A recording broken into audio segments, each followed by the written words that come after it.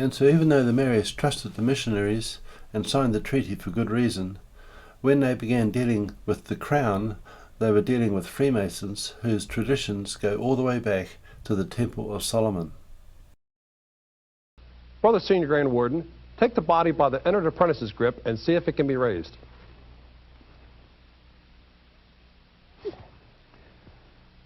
Most worshipful King Solomon, the body cannot be raised by the entered apprentice grip. The skin slips from the flesh. Take it by the fellow craft's grip and see if it can be raised.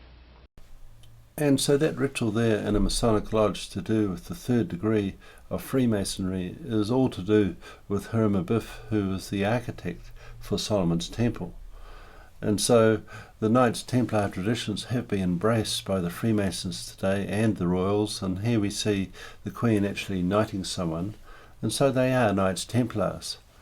And when Lieutenant Hobson in 1840 declared all of the South Island terra nullius for the Crown back in London, it was the beginning of the land grab, and today all the national parks and also the Crown land form security for the government debt back there in London with the international Jewish bankers.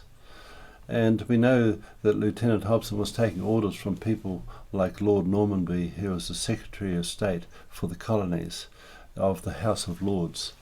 And so the intention of the Crown was to grab as much land as they could, and hence we had the Maori Wars. Although there was war in the far north and fighting in the Wellington region in the mid-1840s, it was in the 1860s that war dominated New Zealand.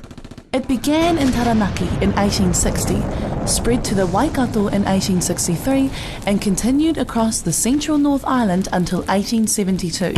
The war in Taranaki started when the government insisted on dealing with one chief over a block of land at Waitara, against the wishes of senior chief Weremukingi Te Rangitake and most of the people living on the land. The Maori who resisted this sale were branded as rebels and troops were sent in. The open warfare that followed lasted for a year. Governor Grey later admitted the Crown had been at fault and returned the block to its owners.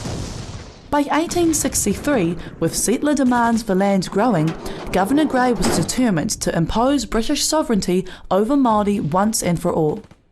He ordered a mixed colonial and imperial army across the Mangatawhiri River into the heartland of the Kingitanga. Grey justified this attack because he believed the Kingitanga was the main source of Māori resistance and because he feared an attack on Auckland.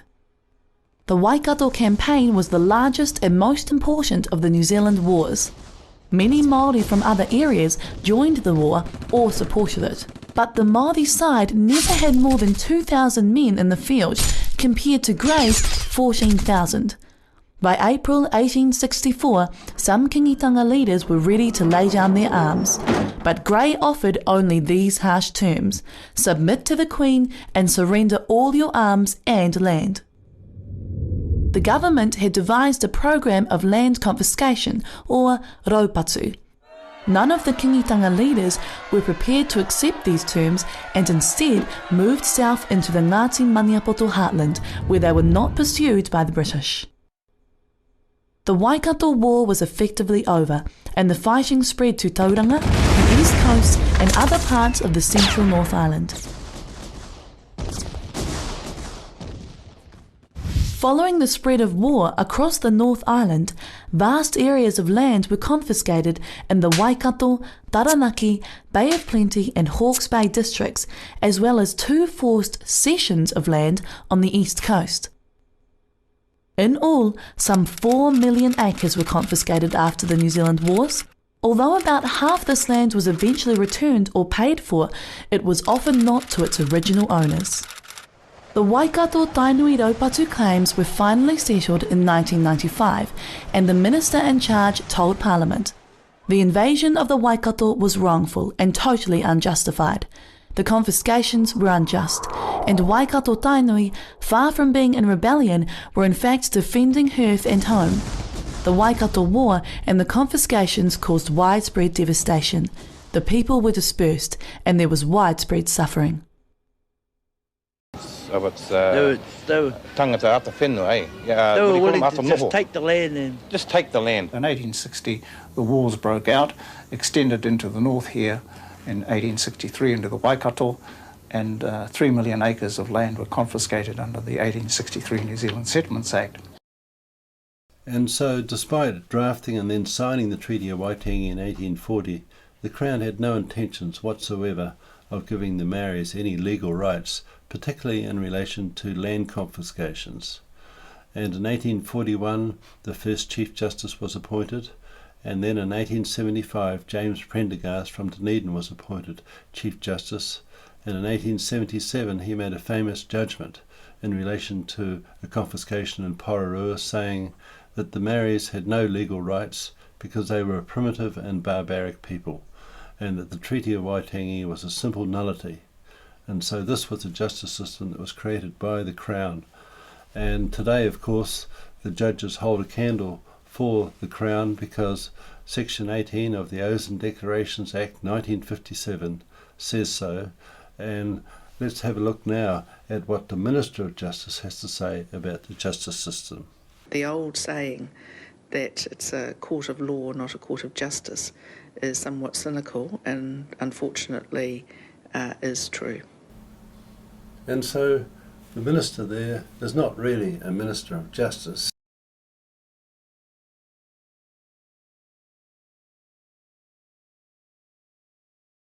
And their oath is to uphold justice and the court system. And they're admitted to the bar, that is the order of the bar.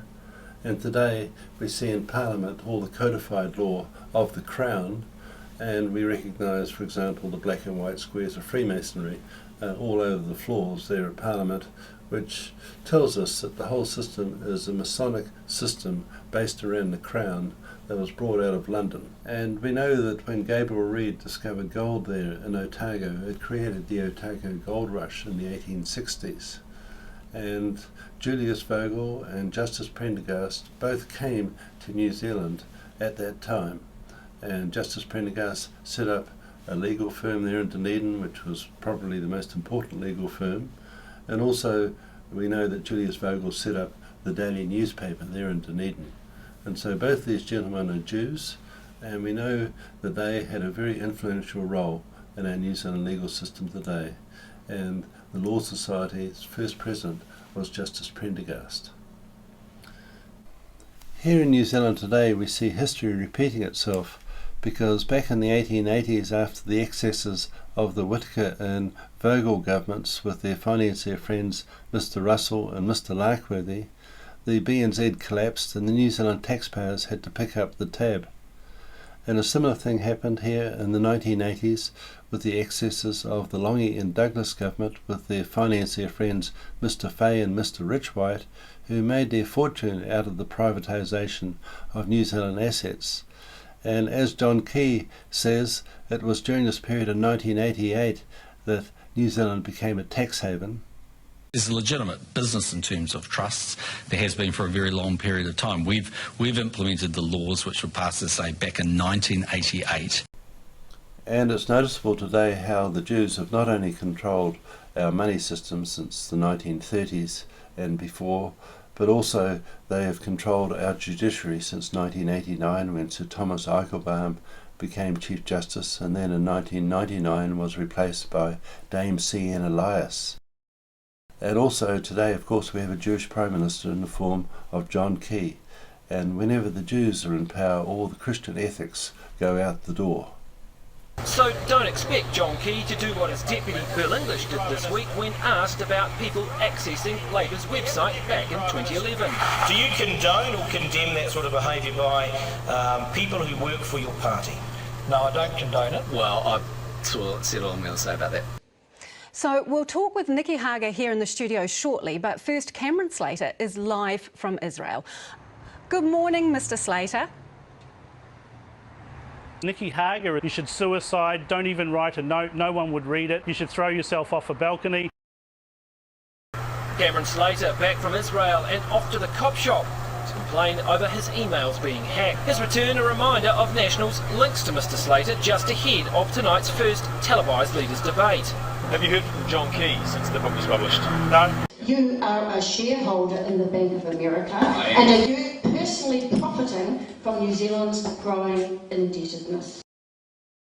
You may find this next story shows a different side to the Prime Minister, or at least a view of John Key you may not be used to.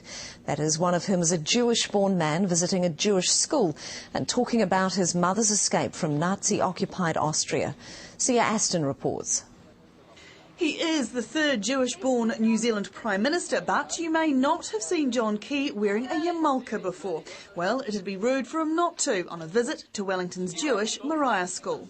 Shalom, good morning. We're delighted to have you here, John. We know you've got Jewish ancestry. In this financial year, they made a combined net profit of nearly $4.6 billion. I don't like that money's going offshore. I'd rather that it was in New Zealand because the economy needs it. The Revenue Minister says New Zealand isn't a tax haven for wealthy foreigners, despite a 60 Minutes report showing wealthy foreigners dodging inland revenue by using trusts here.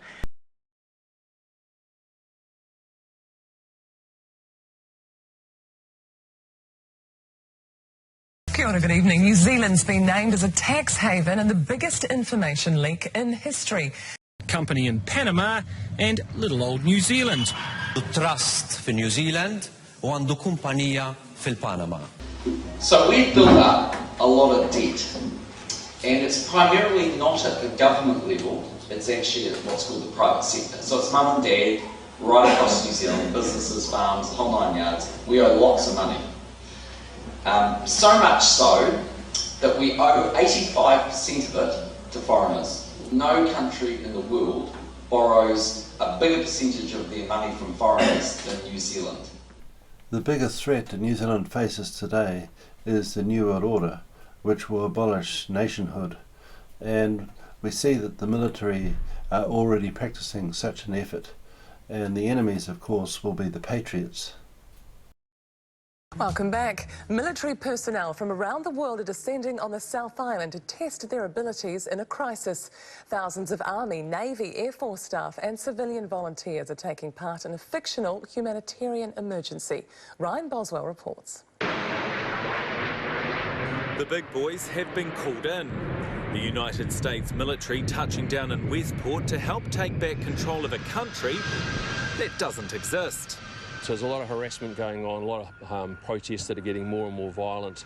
These military personnel from 8 countries, including France, Canada and Fiji, are playing pretend as part of their training. From Westport to the Marlborough Sounds will be known as Bakara, a fictional South Pacific nation that's fighting for its political survival after years of economic unrest. They've become a very unstable country. The patriotic movement here has been able to step in to avoid that the police force has not been able to fill. Hundreds of volunteers are playing along, including the Mayor. Well, as the President, I have the calling in and asking for assistance of New Zealand Armed Forces. And the Ministry of Foreign Affairs. I'm playing the High Commissioner here. So far, they've managed to secure the airfield. It's all blank ammunition, so it's all safe. And they've put in checkpoints in some key locations. I'm reporting in twice a day. They're reporting up through the chain. We're trying to keep the government agencies informed about what we're doing as well. They're trying to make the scenario as real as possible for these 2,500 troops that are here for a month-long exercise, and that means no hotels, but a simple tarp to sleep under. You come in here, you secure the population, but also you've got to back it up with an election, with economic reform, security sector reform, so it's much bigger than just the security forces on the ground. This operation winds down at the end of the month. Until then, this community can expect plenty of action. Ryan Boswell, One News.